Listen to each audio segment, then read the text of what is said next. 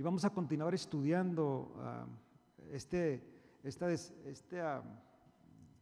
clase que hemos estado desarrollando tocante el conocimiento de Dios, conociendo más a Dios, y hemos estado tratando bajo el tema de los atributos de Dios.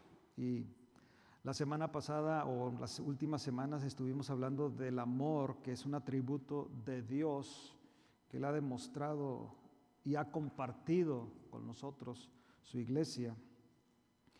Quiero que abra su Biblia, por favor, al capítulo 5 de la primera carta de Juan. Primera carta de Juan, capítulo 5, y el versículo 20. Vamos a leerlo. Este es nuestro texto fundamental, o el texto base que hemos estado usando. Y dice así, ¿lo tienen todos, hermanos? ¿Ok? Muy bien, dice, pero sabemos que el Hijo de Dios ha venido. Sabemos que el Hijo de Dios ha venido y nos ha dado entendimiento para conocer al que es verdadero. Al que es verdadero. Y estamos en el verdadero, en su Hijo, Jesucristo. Este es el verdadero Dios y la vida eterna. A ver, hermanos. Entonces, según el texto aquí, nosotros tenemos la capacidad dada por el Espíritu de Dios y porque somos hijos de Dios, de conocer a nuestro Dios y de saber que estamos en el verdadero. Ojalá que ninguno aquí en esta noche esté dudando de quién es Dios. ¿Okay? Ahora, si usted está dudando, que puede ser en esta noche, oro a Dios, que Dios le revele en esta noche, se revele a usted. Y primeramente, si usted no conoce a Dios, lo primero que deseamos de parte de Dios que Él se revele es que usted reconozca que es pecador. Amén. Es lo primero. Para yo conocer a Dios, yo tengo que reconocer mi condición delante de Él. Soy pecador, necesito ser lavado con su sangre. Necesito ser perdonado de mis pecados y necesito ser transformado. Necesito ser el nuevo hombre que Él quiere que yo sea. En otras palabras, necesito nacer de nuevo. Usted necesita nacer de nuevo en esta noche si es que no conoce a Dios. Si ya conocemos a Dios, hemos nacido de nuevo, entonces dice aquí que estamos en este proceso de conocimiento progresivo. O sea, cada día que usted abre este libro, y no nomás lo lee, sino que lo estudia, lo cava profundo, como dice la palabra de Dios, escudriña las escrituras. O sea, usted empieza a estudiar la palabra de Dios, palabra por palabra, el significado de las palabras, y claro, abre su diccionario, sus concordancias, sus comentarios, y empieza ahí a analizar el texto para que usted tenga algo más claro de lo que Dios está hablando. Pero sobre todo, es una persona que está siendo llena del Espíritu Santo continuamente, quien es el autor de la palabra. Amén. Entonces el Espíritu Santo que emana en usted le está enseñando, le está continuamente revelando su palabra, y eso le está dando a usted y me está dando a mí conocimiento de Dios. Por eso no somos ignorantes, hermanos, de las Escrituras. El mundo quiere vernos como gente ignorante. No ignoramos. Es más, nosotros tenemos una relación íntima con el Creador de los cielos y de la tierra. ¿Me explico? O sea, no somos ignorantes. A lo mejor, por ejemplo, yo solamente puedo hablar por mí mismo. No estoy educado en un colegio, en una universidad. Si se da cuenta, apenas hablo español, ¿no? Y el inglés ya se me olvidó. Pero una cosa sí sé, hermanos, yo conozco al Señor de la palabra. Ahora no digo que lo conozco completamente y ya, no, pero sé quién es. Y cada vez que se revela mi vida, hermanos, en cualquier situación, situaciones de hace una semana, de hace un mes, situaciones de hoy, y si Dios me da vida mañana, yo puedo confiar en Él porque le conozco. Puedo poner mi confianza en Él. Yo se lo he compartido a mi familia, a mi esposa, a mis hijos. You need to trust God. Tienes que confiar en Dios. Yo estoy enamorado de Dios, hermano. Siempre pienso yo cómo la gente puede dejar a Dios. ¿Cómo puedes dejar a Dios? ¿Cómo puedes apostatar de la fe? ¿Cómo puedes negar la fe? Niégame a mí, niega a la iglesia si quieres, pero negar a Dios. It doesn't click, como dice, no le entiendo. ¿Cómo vas a negar a aquel que dio su vida por ti?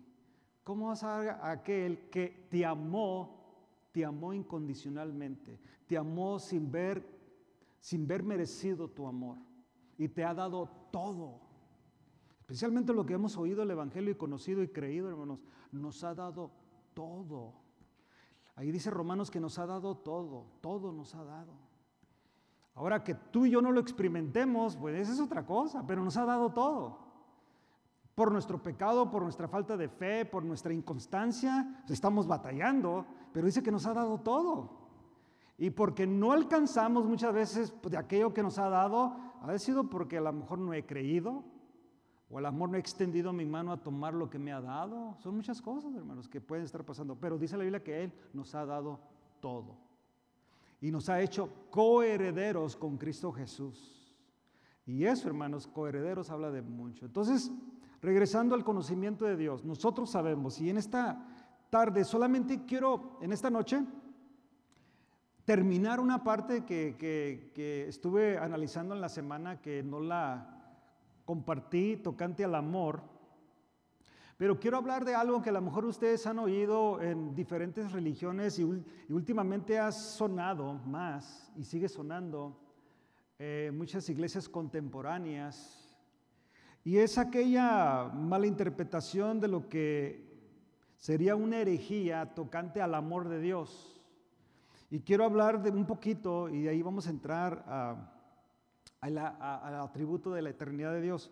Pero si usted apunta ahí, si tiene sus apuntes, nomás agregue esta parte que quiero compartir en esta noche, y es esta herejía que se llama universalismo. Universalismo proviene de un concepto, oiga bien, es un concepto desequilibrado del atributo de Dios, de su amor. Esta enseña que puesto que Dios es amor, oiga bien esto, Él finalmente salvará a todas las personas. Universalismo. Hubo un gran predicador de la Iglesia de Dios, la iglesia The Church of God in Christ, es una iglesia afroamericana, un gran predicador. Yo lo oía cuando era niño. Me ha gustado mucho la música gospel, afroamericana, cristiana, pentecostal. Y de niño pues me gustó mucho y llegué a ir a iglesias de afroamericanos. Y era un gran predicador usado por Dios en ese aspecto. Y yo lo escuchaba mucho y lo seguía ya en mi adolescencia como joven, ya una joven adulto. Y él hacía un concierto de adoración y alabanza con su coro y le llamaban Azusa. Y ellos allá eran de Oklahoma, de Tulsa, Oklahoma. Y de repente él, y si usted le interesa ver un poco de esto, está en Netflix. Se llama la película en inglés y está traducida en español, On a Given Sunday. On a Given Sunday. ¿Okay? Así se llama. En un domingo o en cualquier domingo, algo así lo podía hacer la interpretación en español, yo creo. Pero en A Given Sunday, y este predicador, según él tuvo una revelación, y fue esta, que fue que Dios al final salvará a todos por su amor.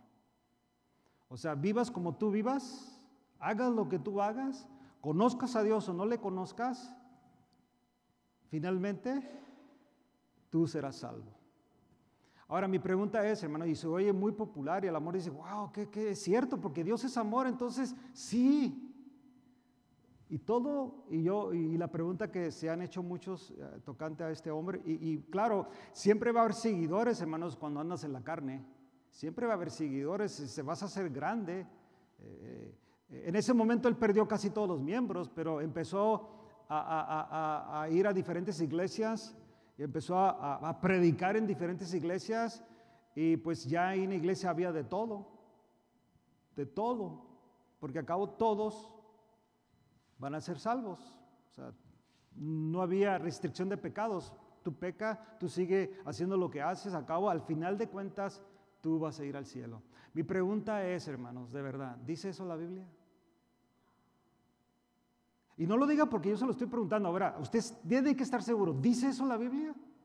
Que a final de cuentas te vas a ir al cielo.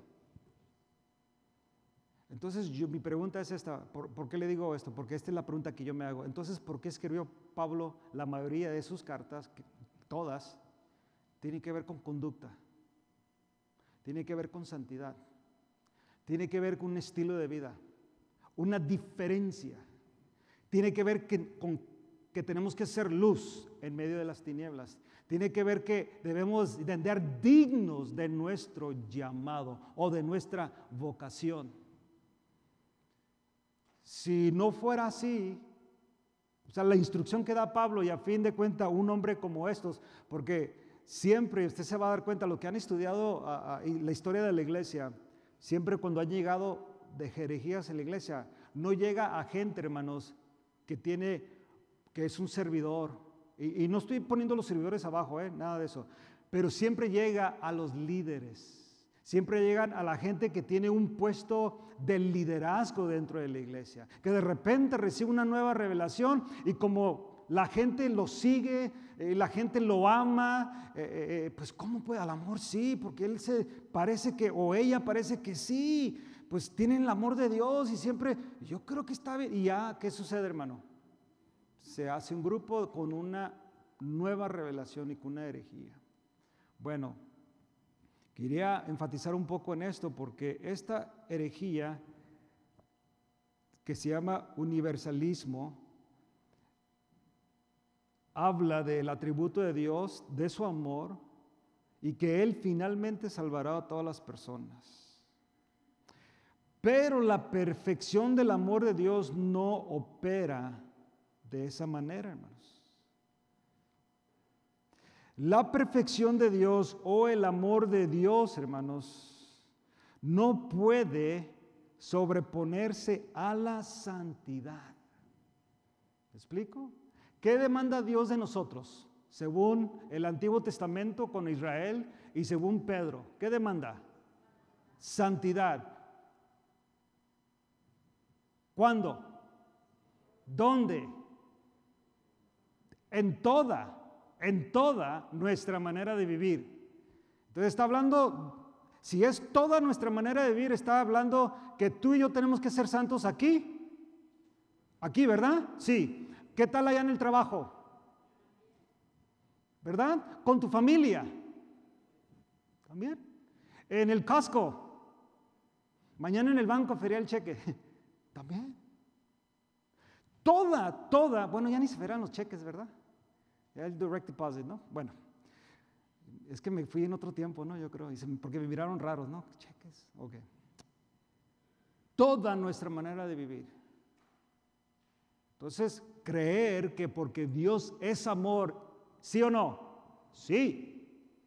Ese es su atributo, esa es su naturaleza. Dios es amor, pero también Él no va a violar su atributo de que Él es santo. Y Él demanda santidad de todos sus hijos. Dice que sin la santidad nadie verá a Dios. Así dice la Biblia. O sea, creer así, hermanos, de mucha gente, pues dice, no, y usted va a ver iglesias así, muchas iglesias así ya, que a cabo Dios, al final de cuentas, Él va a salvar a todos. Repito, Dios no opera aparte de sus atributos y que incluyen su santidad, su justicia. La justicia de Dios, su santidad, hermanos, Él no va a violar eso. La justicia de Dios para nosotros, ¿cuál es, hermanos? Hablando fuera de nuestra salvación, ¿cuál es? La justicia de Dios. ¿Qué merecemos? Esa es la justicia de Dios, ¿verdad? Esa es su justicia.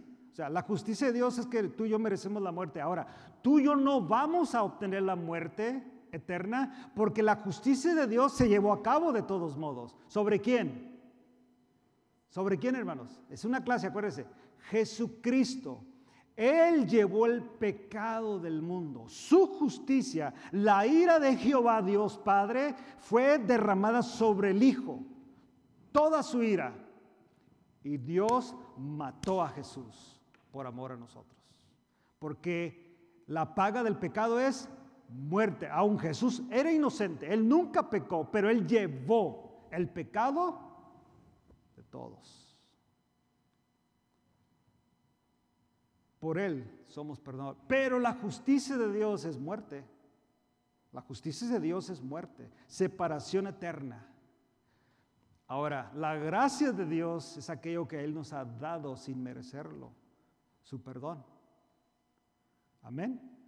Las misericordias de Dios, y voy a repetir eso un poquito más para entender que esta doctrina es errónea, pero la misericordia de Dios es que Dios no te da lo que mereces. La misericordia de Dios. Yo todavía sigo todavía en esa parte de cada mañana que me levanto, veo la misericordia de Dios. Y cuando digo que la experimento, hermanos, simplemente sé que yo estoy de pie esta mañana por la misericordia de Dios. Y todo sigue funcionando correctamente en mi casa hasta ahorita, 8:20 de la noche, por la misericordia de Dios. Por la misericordia de Dios estamos funcionando así de una manera increíble, ¿no? Porque tú sabes, bueno, yo no sé si tú sabes, pero yo sí sé que por la misericordia de Dios yo no tengo que estar aquí. Y lo que sucede durante el día, y cada vez lo ves, son muchas cosas, hermanos, que usted ha experimentado durante el día. Yo no sé qué le pasó en el día. A lo mejor ahora lo iban a atropellar. O a lo mejor iba a chocar ahora y estuvo a punto, pero te das cuenta ya después que te relajas y la misericordia de Dios. Aunque merecías que te chocaran porque ibas texteando. O ibas en La La Land, como dicen. Pero algo ahí te hizo despertar. Aún tu esposa o tu esposo, tu hijo. ¡Hey, watch out, Dad! Y sabes que no es tanto que fue él o ella, fue que, hermanos, la misericordia de Dios. Wow. Yo no sé si lo has entendido de esa manera, porque muchas veces como que pasa. Pero la justicia de Dios también se revela, hermanos. Y la gracia de Dios. Y eso está ahí todo, hermanos, siempre. Esta creencia quiere ir en contra de eso, de la santidad, de su justicia. Por lo tanto, el amor no puede sobrepasarse a la santidad y salvar a aquellos que rechazan, oiga bien, a Cristo y mueren en sus pecados. Cuando la persona rechaza a Cristo, hermanos, ¿cómo puede ser perdonado si rechaza aquello que se le está dando? O sea, no tiene sentido.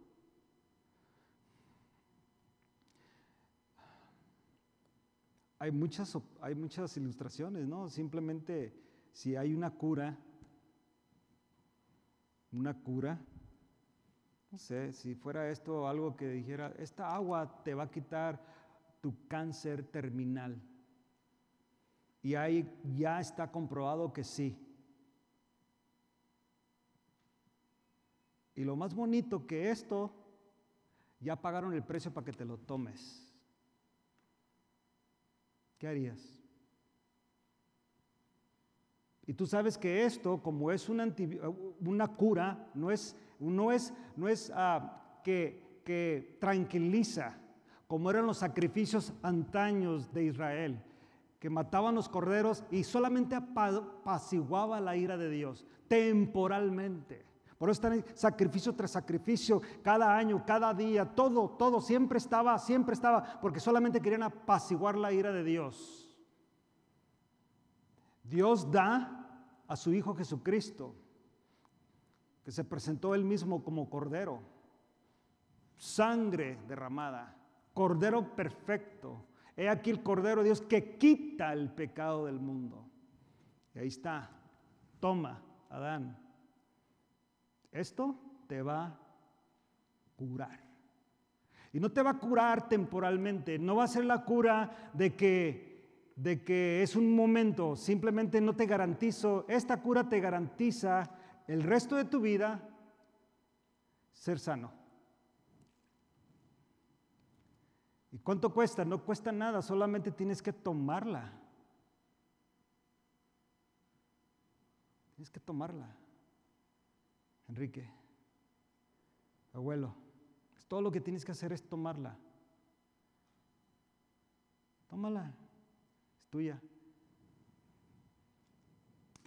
Es gratis, pero tiene evidencia de que te va a curar. ¿Cuántos creyeran? ¿Cuántos la pensaran?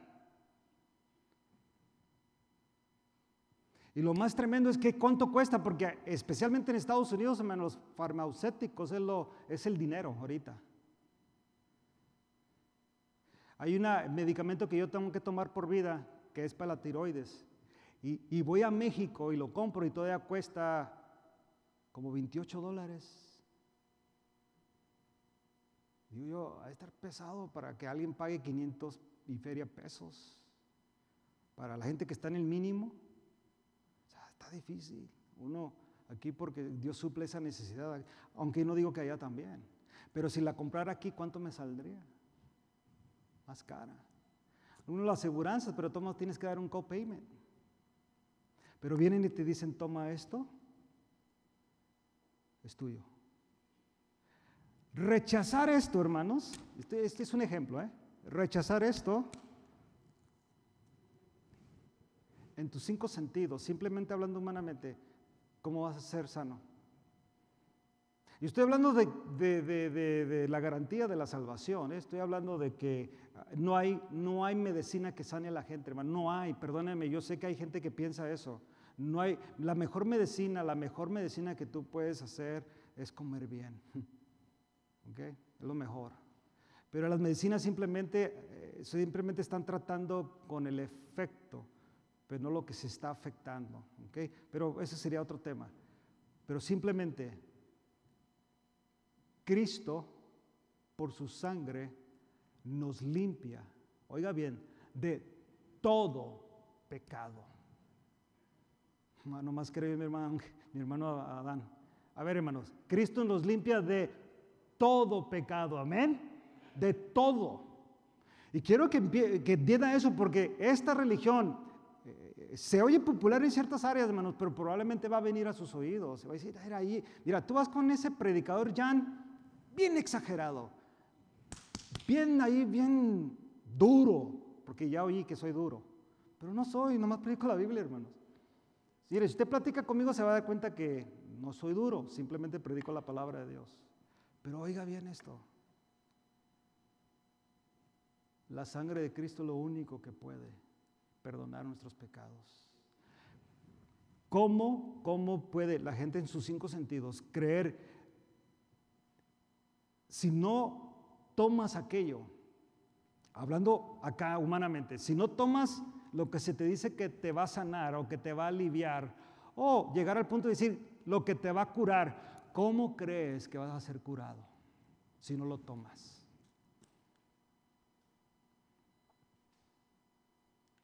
Está hablando humanamente aquí nomás. Entonces, estas personas que creen, no, de todos modos Dios te va a salvar aunque no creas. La Biblia no enseña eso, hermanos. Es muy claro. Juan 3:16, te lo sabes de memoria, porque de tal manera amó Dios el Padre al mundo, a todos nosotros. ¿Y qué hizo?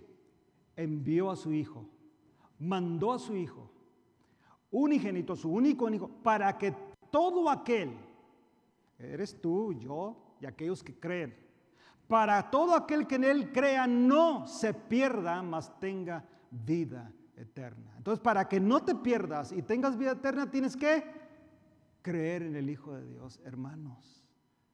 Y usted dice, el amor, hermano, yo no sé de qué está hablando usted, va a llegar un día, o va a llegar con sus hijos o sus nietos. Pero esto, el diablo quiere meterlo muy duro. Para que la gente diga, no, pues sí es cierto, Dios es amor, ¿cómo Dios me va a mandar al infierno? Es que Dios no te manda al infierno, hermano, Dios te saca del infierno. Get it. No sé si me entendí ahí. Es que Dios no te manda. La justicia de Dios, ¿qué es, hermanos? Que te quedes ahí. Esa es la justicia de Dios. Pero por su amor, te rescató. Ese es el amor de Dios. Pero la gente está ahí porque no cree el Evangelio. Entonces, no creer es lo que mantiene a esa gente ahí. Entonces, por lo tanto, el amor no puede sobrepasarse a la santidad y salvar a aquellos que rechazan a Cristo y mueren en sus pecados. Además, el universalismo no tiene realmente la definición correcta de amor, puesto que solamente ve el aspecto efectivo del mismo y no el aspecto correctivo. Finalmente, esta doctrina contradice las declaraciones directas de las Escrituras. Está lleno, hermano, de esto. Mire, vaya conmigo ahí, así nomás rápidamente, a Tito. Esta carta la vamos a estar estudiando empezando en junio. Pero quiero que mire, hermano, aquí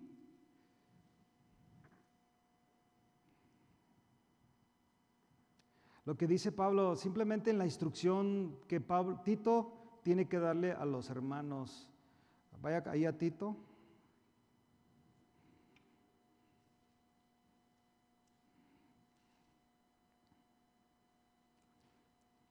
¿Lo tiene?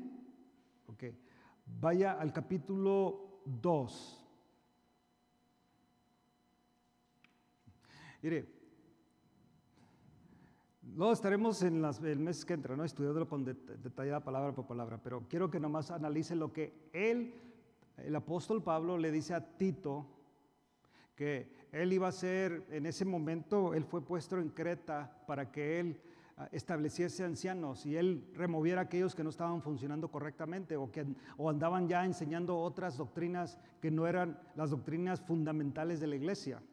Entonces, pero el capítulo 2 le dice a él mismo, a Tito, un pastor, un obispo, anciano de la iglesia, más obispo en esta manera porque supervisaba las iglesias. Dice, pero tú habla lo que está de acuerdo con la sana doctrina. Sí le dije el capítulo 2, ¿verdad? Versículo 2, que los ancianos sean sobrios, y aquí no está hablando de los predicadores ancianos, está hablando del anciano dentro de la iglesia, la gente adulta, que sean serios, prudentes, sanos en la fe, en el amor, en la paciencia. Las ancianas asimismo sean reverentes en su porte, no calumniadoras, no esclavas al vino. Fíjate lo que le está diciendo la conducta dentro de la iglesia. Digo yo, si pudieras vivir como quieras, ¿para qué habla Pablo de esto? Entonces dice, tienes que decirles tú como pastor, como líder, tú les tienes que decir esto, que las ancianas mismas sean reverentes en su porte, no calumniadoras, no esclavas del vino, maestras del bien, que enseñen a las mujeres jóvenes a amar a sus maridos y a sus hijos, a ser prudentes, castas, cuidadosas de su casa, buenas, sujetas a sus maridos, para que la palabra de Dios no sea blasfemada por nuestro pecado, por falta de nuestra conducta, por falta de un buen comportamiento, hermanos. La palabra de Dios es blasfemada. ¿Que no eres cristiano? ¿Y por qué haces eso? Es blasfemada la palabra de Dios. Entonces dice el versículo 6, exhorta a sí mismo a los jóvenes a que sean prudentes, presentándote tú, le dice a Tito, en todo como ejemplo de buenas obras. Todos los líderes, aquí el líder principal, él tenía que presentarse con una buena conducta, un buen porte a estos jóvenes, presentándote tú en todo como ejemplo de buenas obras. Entonces, el ejemplo de Tito tenía que ser un ejemplo de buena conducta, de buenas obras. Todo lo que hacía la gente lo estaba viendo, porque hay gente que dice, es que yo no estoy para agradar a la gente. Está mal eso, porque ahí la Biblia dice que nosotros debemos que la gente mire nuestras buenas obras y no blasfemen. Yo estoy para agradar a Dios, entonces tú agradas a Dios, automáticamente vas a agradar a la gente. En lo que concierne la iglesia, en lo que concierne la fe, no a todos les caemos bien. ¿Cómo dijo el pastor Chuy el otro día? No somos monedita de oro, ¿verdad? Es un dicho, ¿verdad? Pero yo entiendo, no a todos les caigo bien, hermano. Yo sé que hay gente cuando me mira, ¡ay! Yo sé, se nota, se siente en veces.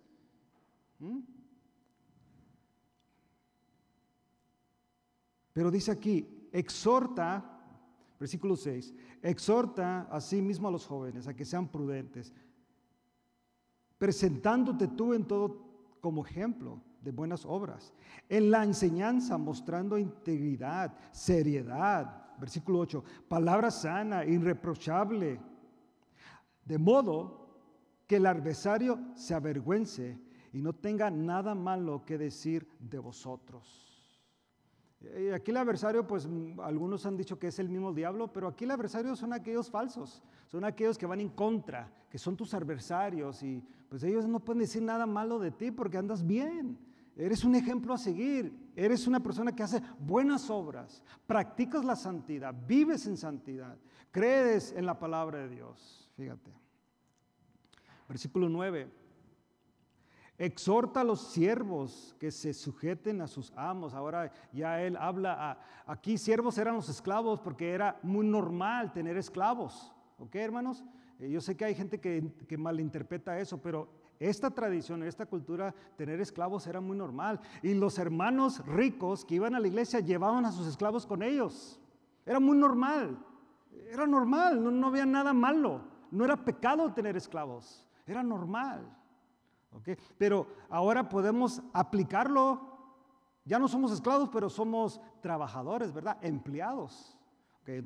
Entonces, tenga esto en mente. Exhorta a los empleados a que se sujeten a sus patrones o a sus amos, que agraden en todo y que no sean respondones. Entonces, ¿sí debe de haber una buena conducta, hermanos, como empleados? Sí, que no sean respondones. No defraudando, sino mostrándose fieles en todo, para que en todo adornen la doctrina de Dios, nuestro Salvador. ¿Se fija cómo hace énfasis Pablo en cuestión de cuidar la integridad o cuidar el testimonio de la iglesia?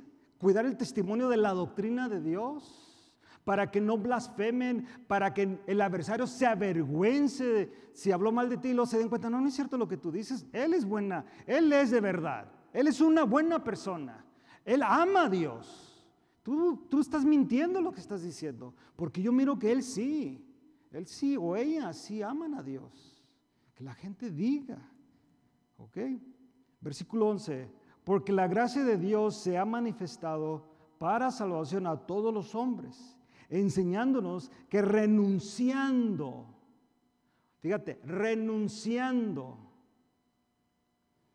¿Habrá alguien aquí que ha renunciado a su trabajo secular un día en su vida? Yo renuncié a mi trabajo y ahora estoy trabajando para Casa de Oración Glendale. ¿Okay? Antes de eso trabajaba para Casa de Oración Modesto, y lo fui a Fontana y lo llegué aquí a Glendale. Pero renuncié a mi trabajo secular por 20 años. Significa que yo renuncié y ya no, ¿qué? Ya no regresé. Renuncié. Bueno, aplíquelo.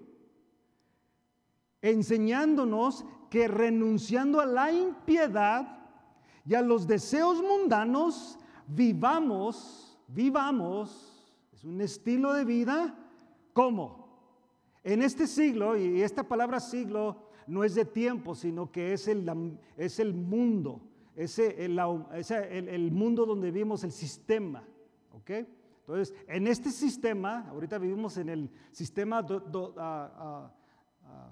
democrático de los Estados Unidos, ¿ok? De Norteamérica. Es un sistema democrático, ¿ok? Entonces, vivimos en este sistema. Entonces, viviendo en este sistema, dice aquí Pablo, en este siglo, debes de vivir como sobria, justa y piadosamente. ¿Cómo debemos de vivir, hermanos? Sobrios, justa y piadosamente. Entonces, cuando piensan estas personas que puedes vivir como tú quieras y a cabo Dios te va a salvar, ¿por qué está dando instrucción Pablo a Tito como pastor que eduque a la iglesia? Y acuérdate que él está hablando, y cuando lo estudiamos, usted se va a dar cuenta que Tito está primeramente para enseñar a los líderes, a los ancianos, a ellos primeramente, para que ellos enseñen a las iglesias locales cómo deben de vivir. Entonces, era importante y sigue siendo importante.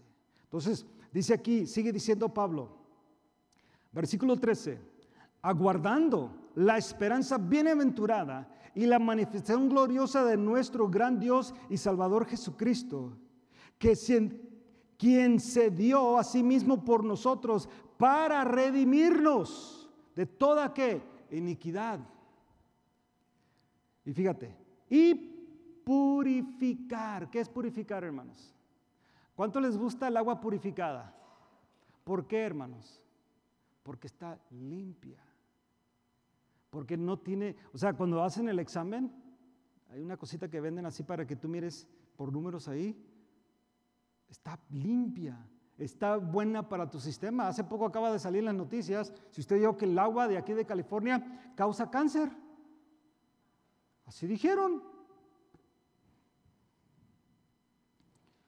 La del tap water, la de la llave. Eso dijeron, No vaya a paniquearse ahorita, Eso dijeron. Quien se dio a sí mismo por nosotros para redimirnos. ¿Y qué más? De toda iniquidad. Y purificar para sí un pueblo que propio. Oiga bien esto. Celoso de qué? Wow. De buenas obras. Entonces, ¿dónde sacan, hermanos, que usted puede vivir como quiera y puede hacer lo que quiere, creer o no creer, vivir tu vida lo más pagano que puedas, como lo más íntegro que puedas, pero de todos modos Dios va a salvar a todos? Entonces, esto, hermanos, fuera una ¿qué? La pérdida de tiempo. Pero Pablo termina diciendo esto habla Tito. Y exhorta, esa palabra es motivar, pero también habla y reprende con toda autoridad. Nadie te menosprecie. Yo le pregunto en esta tarde, hermano, esta noche, si es importante la santidad. O sea, ¿podremos vivir como queramos? O sea, ¿podemos vivir una vida inicua, una vida en inmundicia? O sea, los placeres del mundo, todo aquello lo que el mundo ofrece, de una manera nosotros estar con un pie adentro y otro afuera. Acabo Dios, He's peace and love, Él es amor, todo está tranquilo, hermano. Y yo se lo repito, yo sé que parezco como disco, ¿no? Pero yo se lo digo. Esa actitud dice, acabo Dios conoce mi corazón y Él sabe. Yo sé que Él sabe, hermano, y Él conoce tu corazón. Y sabe que si tú no estás bien, no estás bien. Si tú estás con un pie adentro y con un pie afuera, dice la Biblia que por cuanto no fuiste ni caliente ni frío, eres tibio, Él te va a vomitar de su boca. Dios no le gustan los tibios, hermanos, le causan náuseas. Es lo que la palabra de Dios dice. Entonces, coquetear con el mundo, tener una relación con el mundo y decir que eres cristiano, hermanos, no es bíblico, no es de Dios. Es una filosofía humana, es una idea de la iglesia contemporánea, la iglesia de la nueva era, como tú le quieras llamar, pero no es la iglesia cristiana de la Biblia, porque Dios siempre, todas estas escrituras, hermanos, todo, Dios saca a un pueblo de Israel y lo primero que le da son, ¿qué, hermanos? Reglas. Lo primerito que le da son reglas. Y a la segunda generación le da un conocimiento de reglas para que conozca las culturas en las cuales ellos van a entrar, que eran culturas completamente paganas, culturas donde sacrificaban a sus hijos, culturas donde habían ancestros, se dice ancestro, culturas de esas, hermanos, y también relaciones con bestias. Todo se lo puso ahí para que no hagas, porque es abominación, porque ofende a Dios, porque hace a Dios que se enoje. Y le escribió regla tras regla, tras regla, tras regla. Pregunta, si no es importante vivir una vida en santidad, hermanos, entonces, ¿qué estamos haciendo aquí? Vivir la vida como sea. Acabo yo puedo maldecir, puedo decir cosas, pensar cosas, ver lo que yo quiera. Acabo Dios conoce mi corazón y lo único que tengo que hacer es decir, perdóname de Dios y ya estuvo todo. Dice la Biblia que los que practican tales cosas no heredarán el reino de los Dios. Hermanos, no tener coraje o odio al pecado, no hacernos sentir mal que ofendemos a Dios, hermanos, es una evidencia que no se ha nacido de nuevo. Por eso le digo yo, tengamos cuidado, hermanos, con esto. Esto es muy real. Es una doctrina real fuera de la fe verdadera. Y ya hay iglesias, hay gente que cree así y desafortunadamente se está infiltrando dentro de las iglesias. Y están convenciendo a unos con su manera de torcer las escrituras, de todo lo que la Biblia habla y tuercen. Usan una escritura bíblica para hablar de algo que sí está ahí, pero su contexto no es el que te están diciendo. Simplemente hay una palabra que relaciona a eso, pero no es así. Así se filtran dentro de las iglesias. Y nosotros como pastores y maestros y líderes de la iglesia tenemos que estar bien vigilantes de eso, hermanos. Bien vigilantes de eso. Porque para cuando menos piense uno, hermanos, se causa una división, un trastorno dentro de la iglesia. Por eso tenemos que hablar estas verdades yo las hablo con pasión, las hablo con integridad y con seriedad. Esto es real, hermanos. Si algo quiere el diablo es destruir la iglesia. No va a poder con la iglesia de Jesucristo universal, hermanos. Jesús lo dijo muy claro, el infierno no prevalecerá contra la iglesia. Está claro eso. Pero yo le hago la pregunta que se le hice hace mucho tiempo. ¿Ha destruido el diablo iglesias locales? A ver, hermano, ¿ha destruido sí o no? Ya. Sí ha destruido iglesias locales. Ha dividido iglesias, pues, hermanos, poderosas en un tiempo. Dominaciones que se predicaba la sana doctrina y ahora son dominaciones completamente liberales, hermanos. Completamente. Que lo único que buscan es el dinero. Lo único que buscan es su bienestar y entretener a la gente. Entretener, producir un buen show, un buen espectáculo de luces, de buena música y una predicación de motivación. Motivación. Motivarte para que tú te sientas bien, para que yo me sienta bien, para salir el domingo o el jueves de este lugar bien motivados. Pero mi pregunta es, ¿qué sucede el jueves? ¿Qué sucede viernes y sábado? ¿Cuánto nos dura la motivación? Pero si enseñamos las escrituras, como el texto que le acabo de leer, todo el capítulo 2, si usted se regresa a su casa y lo analiza una vez más y empieza a leerlo verso por verso, ver cómo tengo que vivir yo, cómo tiene que vivir el anciano de la iglesia, cómo tienen que vivir los jóvenes, cómo tienen que vivir los empleados, cómo tienen que vivir las mujeres. Entonces vas a decir, wow, ¿qué motivación, sí o no?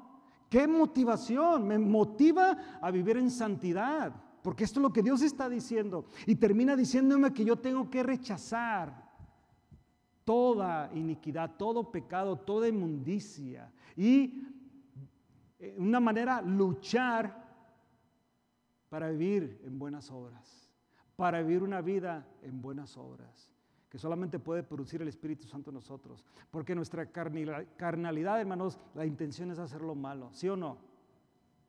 Es la intención, o sea, es lo que la carne quiere hacer. Dale un momento a tu carne y a ver a dónde te lleva. Es más, desaparécete de todos nosotros, de la fe, por un mes a ver qué pasa contigo. Ni en Facebook me vas a querer ver, ni en el YouTube. Me desaparezco.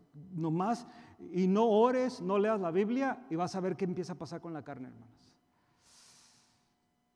Porque la carne tiene la tendencia, como no ha sido redimida, hermanos. Y esa es la esperanza de todos nosotros. Cuando ya seamos redimidos completamente. Hasta entonces, tú y yo sabremos lo que yo anhelo saber. Ahora, yo no sé si tú, pero yo sí. Yo quiero saber qué no es pecar. ¿Qué se siente? ¿Qué es eso? Ya lo he dicho no sé cuántas veces y se lo quiero poner otra vez en esta noche. ¿Qué será eso? ¿Cómo se siente? ¿Qué es ese sentimiento? Que te levantes en la mañana y ya no sepas qué se siente pecar. Que cuando hasta tú sabes que en el mismo sueño pecaste. En lo que le llamamos nightmares. ¿Cómo se llama? ¿Cómo se dice en español? Fue una pesadilla. Y tú te sabes que en esa pesadilla pecaste. Algo pasó, le pegaste al hermano que te cae gordo. No sé. Y a los que se ríen es que les pasó ya, ¿no? I don't know. Pero lo que te digo, aún ahí, hermanos, muchas veces te has levantado, Señor, gracias que fue un sueño, perdón. Hasta dices, perdóname, Señor. O sea, no, qué feo. Es cierto, hermanos, eso.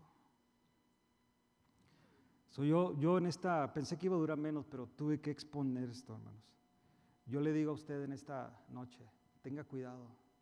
Dios sí quiere que tú y yo vivamos en santidad.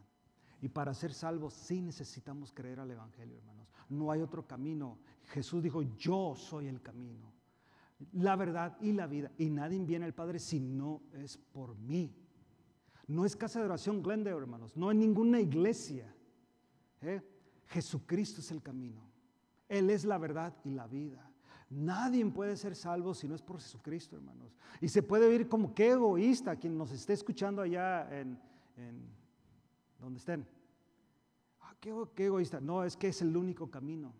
Es el único, no hay otro camino. No hay otro camino. No hay nadie, ni bíblicamente, que es nuestra autoridad que tenemos, pero ni es bajo la historia de este mundo, hermanos, que haya impactado el mundo como lo hizo Jesucristo. No hay ni siquiera uno. O sea, hasta se cambió la fecha antes de Cristo y después de Cristo. No hay ninguno. Pero sobre todo eso, hermanos, Él es el único que dijo, yo soy el camino. No dijo, soy un camino, soy el camino, la única esperanza. El único camino, no hay otro. Por eso le digo en esta noche, hermano, el amor de Dios es verdadero. Pero para ser salvos necesitamos creer. Y por amor Él envió a su Hijo unigénito. Y solamente así podremos ser salvos. Sin Él no podemos ser salvos. No quiero entrar en ideas de religión, pero no hay nada que yo pueda hacer para ser salvo. Yo no puedo hacer nada. O sea, mis mejores sacrificios, mis mejores obras, mis mejores oraciones, ayunos, peregrinaciones, todo eso que yo pueda hacer, no me puede salvar. Yo tengo que poner mi confianza completa en lo que Cristo hizo en la cruz. Y la única manera, y creer que lo que Él hizo es suficiente para yo ser salvo. Y que cuando yo esté ahí, es un ejemplo, ¿no? Cuando yo esté ahí para entrar y me pregunten, dice que es Pedro el que pregunta, ¿no? ¿Por qué tienes que entrar? Yo nunca voy a decir, es que yo prediqué el Evangelio, es que yo me porté bien, es que yo hice esto, dejé de hacer aquello. Lo único que puedo decir, yo puedo entrar aquí porque he puesto mi confianza en Cristo, porque Él perdonó mis pecados, Él me lavó con su sangre preciosa. Y es la única manera que yo puedo entrar a este lugar, la única manera que serás salvo, hermano. Pero acuérdate, Dios te salva para buenas obras. Amén. Gloria a Dios. Póngase de pie, vamos a orar y darle gracias a Dios.